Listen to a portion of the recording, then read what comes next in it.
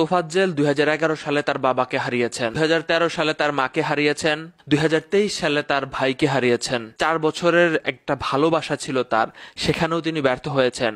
অভিভাবকহীন এবং প্রেমে ব্যর্থ হয়ে তিনি মানসিক ভারসাম্যহীন হয়ে বিভিন্ন জায়গায় ঘুরে বেড়াতেন। তিনি অনেক মেধাবী ছিল, তিনি অনার্স মাস্টার্স করা। ঘটনার দিন দুপুরবেলা ঢাকা বিশ্ববিদ্যালয়ের ফজলুল হক হলের মাঠে ক্রিকেট খেলা চলতেছিল। ছাত্ররা তাদের মোবাইলগুলো একটা ব্যাগে রেখে তারা খেলতেছিল। ব্যাগের ভিতরে ছিল 6টা মোবাইল। হঠাৎ করে সেই ব্যাগটা চুরি হয়ে গেছে, তার মানে 6টা মোবাইল সহ ব্যাগটা চুরি হয়ে গেছে। তখন ছাত্রদের অনেকেরই মন খারাপ হয়েছে, বিশেষ করে যাদের মোবাইলটা চুরি হয়েছে। সন্ধ্যাবেলা যখন আবারও খেলা শুরু হয় তখন তোফাজ্জেল ভিতরে প্রবেশ করে। তখন অনেকেরই সন্দেহ হয়, তার কথাবার্তা শুনে তারা তাকে ধরে নিয়ে ভিতরে নিয়ে যায় এবং তাকে আঘাত করে।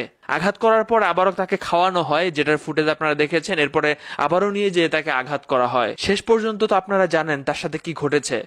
তাকে হাসপাতালে নিয়ে যাওয়ার পরে ডাক্তাররা বলেছেন তোফাজ্জেল আর নাই।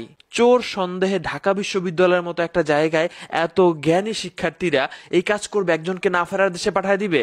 ঢাকা বিশ্ববিদ্যালয়ের জন্য সবচেয়ে কলঙ্কজনক ঘটনা।